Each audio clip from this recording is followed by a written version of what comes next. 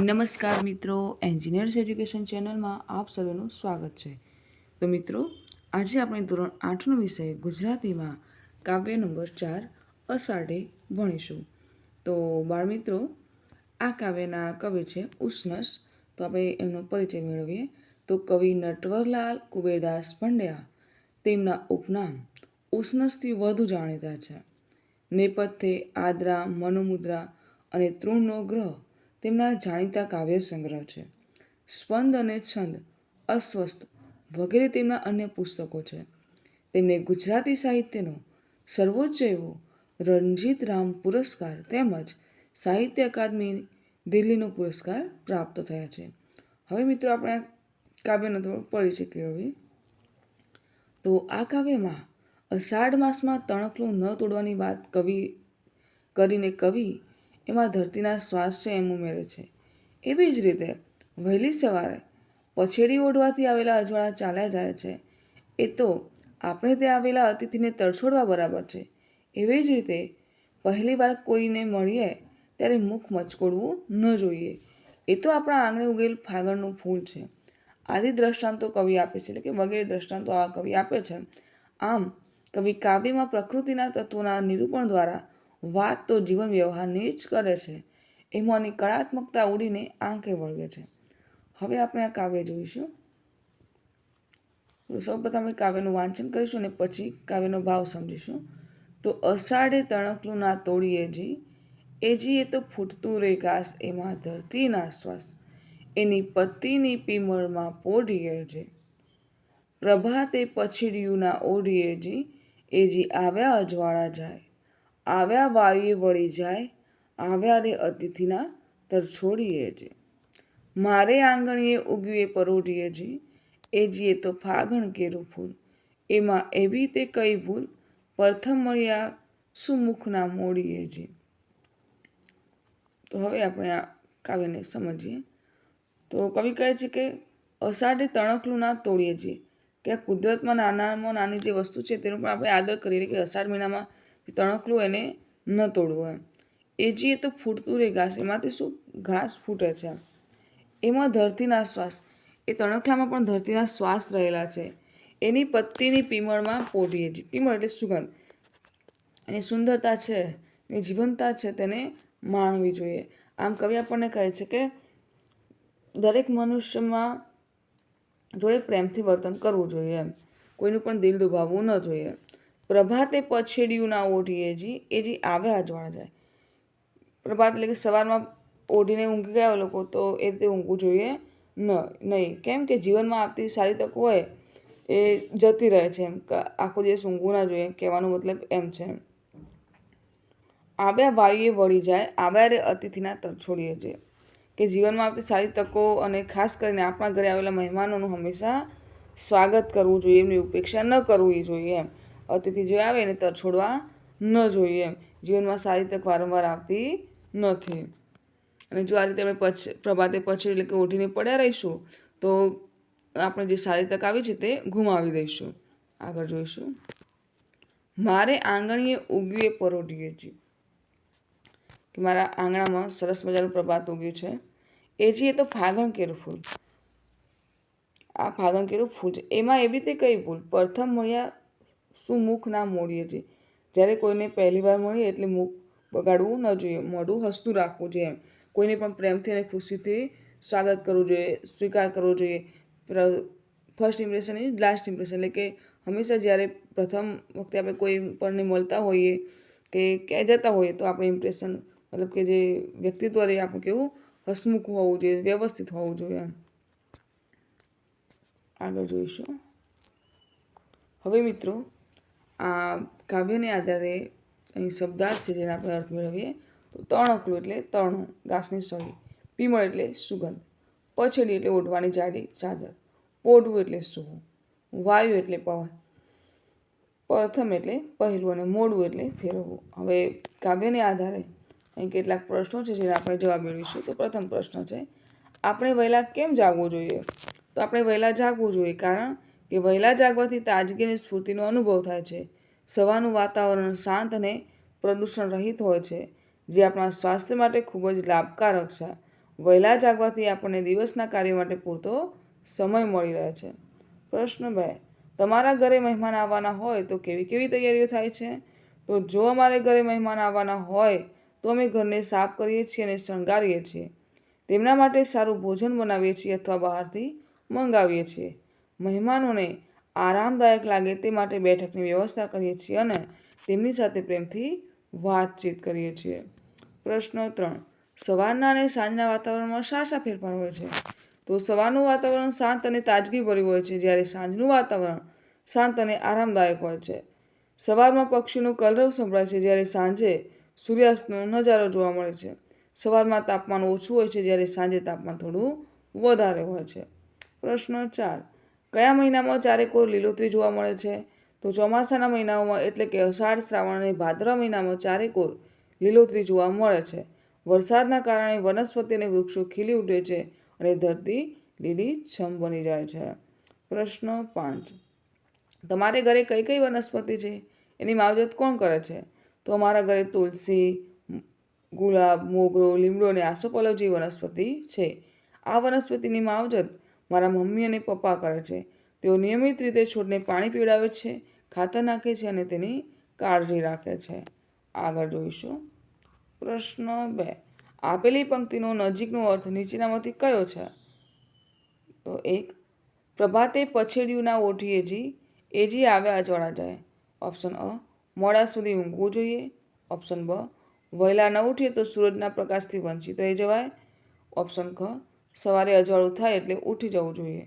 તો સાચો વિકલ્પ છે કે સવારે અજવાળું થાય એટલે વહેલું ઉઠી જવું જોઈએ. 2. આવ્યા વાયુએ વળી જાય એટલે ઓપ્શન અ. પવનથી આપણે વાળવું હોય એમ વાળી શકીએ. ઓપ્શન બ. આવેલો પવન પાછો વળી જશે. ઓપ્શન ક. પવનને વળવા ન દેશો. તો સાચો વિકલ્પ છે ઓપ્શન બ. આવેલો પવન પાછો વળી જશે. 3. પ્રથમ મળ્યા શું મુખ ના મોડીએ? તો ઓપ્શન અ. પહેલી વાર કોઈને મળીએ તો મોઢું ન ફેરવી લેવાય. ઓપ્શન બ. પહેલાં મળીએ એમને વારંવાર મળવાનું. અને ઓપ્શન ક. કોઈને મળીએ તો પહેલાં મોઢું ફેરવીને મળવાનું. તો સાચો વિકલ્પ છે ઓપ્શન અ. પહેલી વાર કોઈને મળીએ તો મોઢું ન ફેરવી લેવાય. આગળ જોઈશું. પ્રશ્ન 3. કવિતા મુજબ નજીકનો અર્થ ધારો અને એ શબ્દનું વાક્ય બનાવીને લખો. 1. તણખલું. તણખલું એટલે ઘાસની સળી. ઘાસનો ભારો કે ડોંડું. તો તણખલું એટલે ઘાસની સળી. વાક્ય બનાવીશું કે ખેતરમાં એક તણખલું પણ સોના જેવું કિંમતી છે, કારણ કે તે અનાજ ઉગાડવામાં મદદ કરે છે. બીજો શબ્દ પછેડી. પછેડી એટલે ચાદર, ધોતિયું કે ચાદર. તો પછેડી એટલે ઓઢવાની ચાદર. વાક્ય બનાવીએ કે દાદીમાએ મને ઠંડીથી બચાવવા માટે પછેડી ઓઢાડી. ત્રીજો શબ્દ પ્રથમ. પ્રથમ એટલે આગળ પડતું, પહેલું કે અગ્રિમ. તો પ્રથમ એટલે પહેલું. વાક્ય બનાવ્યું કે પ્રથમ ભગવાનનું નામ લઈને જ કોઈ પણ શુભ કાર્યની શરૂઆત કરવી જોઈએ. ચોથું શબ્દ વાયુ. વાયુ એટલે વાયરો, હવાયું કે વાવાઝોડું. તો વાયુ એટલે વાયરો. વાક્ય પ્રયોગ કરીએ. આજે સવારથી જ વાયુ ખૂબ જ જોરથી ફૂંકાઈ રહ્યો છે. આગળ જોઈશું. પ્રશ્ન 4. આપેલી કાવ્ય પંક્તિ વાંચો, ચર્ચા કરો અને લખો. તો પ્રભાતે પછેડિયુંના ઓઢીએ એજી આવ્યા અજવાળા જાય. આવ્યા વાયુએ વળી જાય. આવ્યા એ અતિથિના તરછોડીએ જે. તો આપણે પહેલાં આ કાવ્ય પંક્તિને ચર્ચા કરીશું અને પછી ત્યારબાદ પ્રશ્નના જવાબ મેળવીશું. તો કહ્યું છે કે જીવનમાં આવતી સારી તકો અને ખાસ કરીને આપણા ઘરે આવેલા મહેમાનોનું આપણે હંમેશા સ્વાગત કરવું જોઈએ અને એમની ઉપેક્ષા ન કરવી જોઈએ. બરાબર. હવે આ કાવ્ય પંક્તિને આધારે ચર્ચા કર્યા બાદ આપણે પ્રશ્નોના જવાબ મેળવીશું. તો પ્રથમ પ્રશ્ન છે કે અજવાળા પાછા વળી જાય એટલે શું? તો અજવાળા પાછા વળી જાય એટલે સવારનો પ્રકાશ જતો રહે અને દિવસ પૂરો થઈ જાય. આનો અર્થ એ પણ થાય કે જો આપણે વહેલા ન ઉઠીએ તો દિવસનો સુંદર સમય અને તક ગુમાવીએ છીએ. કુદરતની સુંદરતા માણ્યા વિના જ સમય વીતી જાય છે. પ્રશ્ન 2. જો વહેલા ઉઠીએ તો જો આપણે વહેલા ઉઠીએ તો અનેક ફાયદા થાય છે. આપણે સવારના તાજગીભર્યા વાતાવરણનો અનુભવ કરી શકીએ છીએ. દિવસની શરૂઆત સારી રીતે થાય છે, જેનાથી કામ કરવાની કાર્યક્ષમતા વધે છે. વહેલા ઉઠવાથી આપણને વધુ સમય મળે છે, જેમાં આપણે આપણા જરૂરી કામો અને શોખ પૂરા કરીએ છીએ. અને સૂર્યોદય જોવાથી માનસિક શાંતિ મળે છે અને મન પ્રફુલ્લિત રહે છે. પ્રશ્ન 3. મહેમાનને આપણે સંપૂર્ણ માન આપવું જોઈએ? તો હા, મહેમાનને આપણે સંપૂર્ણ માન આપવું જોઈએ. આપણા સંસ્કૃતિમાં મહેમાનને ભગવાન સમય માનવામાં આવે છે. મહેમાનનું આદરથી સ્વાગત કરવાથી અને તેમની જરૂરિયાતોનું ધ્યાન રાખવાથી સંબંધો મજબૂત બને છે અને સકારાત્મક વાતાવરણ ઊભું થાય છે.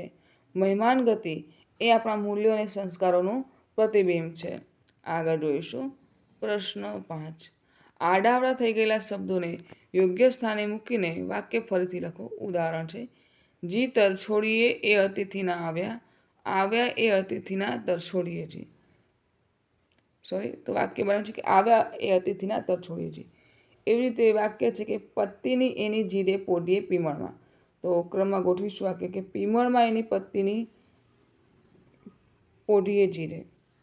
પીમળમાં એની પત્તીને પોઢીએ જીરે.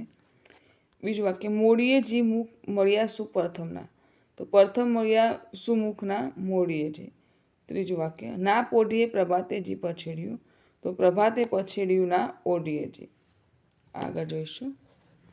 પ્રશ્ન 6. ઉદાહરણ મુજબ વાક્ય બનાવીને લખો. ઉદાહરણ છે કે એ તો ફાગણ કેરું ફૂલ, એ તો ફાગણનું ફૂલ. તો અહીં કેરુંનો અર્થ નું થાય છે. કેરુંનો અર્થ નું થાય છે. તમે આવા બીજા વાક્ય પંક્તિઓ બનાવીને મેળવીને લખો. તો પ્રથમ છે કે ડુંગર કેરી ખીણમાં ગાભું નામે ગામ. તો નવું વાક્ય બનાવે કે ડુંગરની ખીણમાં ગાભું નામે ગામ. બીજું વાક્ય લવિંગ કેરી લાકડીએ રામે સીતાને માર્યા જો.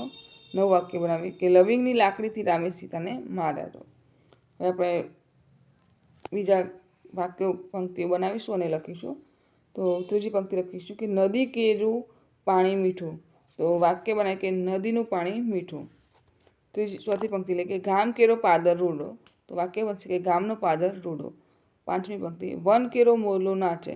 તો વાક્ય બનાવે કે વનનો મોરલો નાચે. છઠ્ઠું વાક્ય આવે પંક્તિ હાથ કેરો હાર શોભે. તો કાવ્ય પંક્તિ બનાવીએ વાક્ય બનાવીએ કે હાથનો હાર શોભે. આગળ જોઈશું. પ્રશ્ન 7. ઉદાહરણ પ્રમાણે વાક્ય બનાવીને લખો. ઉદાહરણ છે કે આપેલા વાયુ વહી જાય, તો આવેલા વાયુએ વહી જાય. તો પ્રથમ વાક્યમાં અને બીજા વાક્યમાં શું ફેર છે? તમે કહીશો કે બીજા વાક્યમાં વાયુ શબ્દને યે લગાવે છે. આનાથી અર્થમાં શું ફેરફાર થયો? ચાલો વિચારીએ. પહેલું વાક્ય એમ કહે છે કે આવેલો પવન ચાલ્યો જાય, જ્યારે બીજા વાક્યમાં એમ કહેવા માગે છે કે આવેલો પવન પણ ચાલ્યો જાય છે. મતલબ કે બીજા બધાની સાથે પવન પણ વહી જાય છે. આવા બીજા વાક્યો પંક્તિઓ તમે વાંચી હશે, જેમ કે મને ક્રિકેટ બહુ ગમે છે. બીજું વાક્ય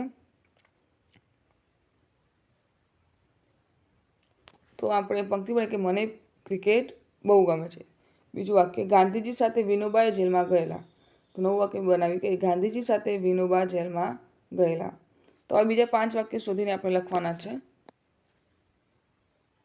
તો આપણે લખીશું કે મેં ચા પીધી. તો નવું વાક્ય બને કે મેં ચા પીધી. બીજું વાક્ય તેણે ગીત ગાયું. તો નવું વાક્ય બને કે તેણે ગીત ગાયું. ત્રીજું વાક્ય આજે વરસાદ આવશે. તો આજે વરસાદ આવશે. પાંચમું વાક્ય મારે આજે શાળાએ જવું છે. તો મારે આજે શાળાએ જવું છે. પછીનું વાક્ય મને આ ફિલ્મ જોવી ગમે છે. તો મને આ ફિલ્મ જોવી ગમે છે. આગળ જોઈશું. પ્રશ્ન 8. આપેલા શબ્દને ઉદાહરણ મુજબ કલાત્મક રીતે લખો. તો જો અષાઢ છે, અષાઢને અલગ અલગ રીતે લખીશું, બરાબર. તો તમારે નોટબુકમાં આ રીતે અલગ અલગ કલાત્મક રીતે અષાઢ શબ્દને લખવાનો છે. આગળ જોઈશું. પ્રશ્ન 9. ઉદાહરણ મુજબ શબ્દો બનાવો. તો ઉજાણી શબ્દની શરૂઆતમાં ઉ છે, જે સ્વર છે, તેમજ શબ્દના અંતમાં અણ વતાઈ એટલે કે અંતમાં ઈ છે, પણ એ સ્વર છે. તો આવી જ રીતે શરૂઆત અને અંતમાં સ્વર આવતા હોય એવા શબ્દો શોધીને લખો. જેમ કે અજગર ને ઇમારત. તો અજગરમાં શું છે? તો અ વત્તા જગર એટલે અજગર. શરૂઆતમાં અ અને અને એનો અંત અથી થાય છે. ઇમારત તો ઈ વત્તા મારત. તો શરૂઆત ઈથી થાય અને અંત અથી થાય છે. એટલે બીજો શબ્દ લઈશું આપણે આવ. તો આ વત્તા વ. શરૂઆતમાં આ અને છેલ્લે અંતમાં અ આવે છે, બરાબર. આ અને વ પાછળ અ સંભળાય છે, બરાબર. એ રીતે ઓ જસ. તો ઓ વત્તા જસ. તો શરૂઆત ઓથી થાય છે અને એનો અંત પણ અથી આવે છે. પછીનો શબ્દ એકલું. તો એ વત્તા કલું, તો શરૂઆત એથી થાય અને અંત ઉથી થાય. પ્રશ્ન 10. નીચેના પૈકી કયા શબ્દ સ્વરાંત અને કયા શબ્દ સ્વરાંત નથી એ જુદા પાડો. શબ્દો છે અષાઢ, તણખલું, અતિથિ, સાક્ષાત, સદ, પ્રભાત, બલાત, મહદ, ફૂલ અને ભૂલ. તો સ્વરાંત શબ્દો એટલે કે સ્વરનો અંત આવતો એવા, સ્વરથી અંત ન આવતો એવા શબ્દો. તો અતિથિ, તો ઈ આવે પાછળ ઈ બોલાય છે, તે સ્વરાંત શબ્દ કહેવાય. તણખલું, તેમાં ઉ બોલાય છે. ફૂલ અ બોલાય છે. ભૂલ તેમાં પણ, તો આ બધા સ્વરાંત શબ્દો થયા. સ્વરાંત ન હોય એવા શબ્દો તો અષાઢ, સાક્ષાત, સદ, પ્રભાત, બલાત અને મહદ. એમાં દ ત એ જ બોલાય છે, બીજા અ પાછળ આવતો નથી. બરાબર. હવે આગળ જોઈશું. પ્રશ્ન 11. પ્રશ્નના જવાબ લખો. પ્રશ્ન 1. આવેલા અજવાળા જાય એવું કેમ કહેવાયું હશે? તો કવિ કહે છે કે જ્યારે સવાર થાય છે ત્યારે રાત્રિનું અંધારું દૂર થાય છે અને અજવાળું આવે છે, પણ એ અજવાળું કાયમ રહેતું નથી. થોડી વાર પછી એ પણ જતું રહે છે. એટલે કવિએ કહ્યું છે કે આવેલા અજવાળા ચાલ્યા જાય છે. પ્રશ્ન 2. અતિથિને કેમ ન તરછોડવા જોઈએ? તો અતિથિ એટલે મહેમાન. આપણા ઘરે કોઈ મહેમાન આવે તો આપણે તેમનું માન સન્માન કરવું જોઈએ. તેમને તરછોડવા એટલે કે એમનું અપમાન કરવું જોઈએ નહીં, કારણ કે મહેમાન ભગવાનનું રૂપ હોય છે. પ્રશ્ન 3. મુખ ફેરવવું અને મુખ ફેરવી એમાં શું ફેર છે? તો મુખ ફેરવવું એટલે કોઈનાથી મુખ ફેરવી લેવું, તેમની સામે ન જોવું. અને મુખ ફેરવ્યું તો એનો અર્થ કોઈને જોઈને નાખુશ થવું, મોં બગાડવું. તો બંનેમાં ફેર એ છે કે મુખ ફેરવવામાં તમે ફક્ત જોતા નથી, જ્યારે મુખ ફેરવ્યું એમાં તમે નારાજગી બતાવો છો. પ્રશ્ન 4. કોને ધરતીના શ્વાસ કહ્યા છે? તો કવિએ ધરતીના શ્વાસ ઘાસને કહ્યા છે. જેમ આપણે શ્વાસ લઈએ છીએ તેમ ધરતી ઘાસ દ્વારા શ્વાસ લે છે. ઘાસ એ ધરતીનું જીવન છે. તો મિત્રો, અહીં આપણો વિડીયો પૂર્ણ થાય છે.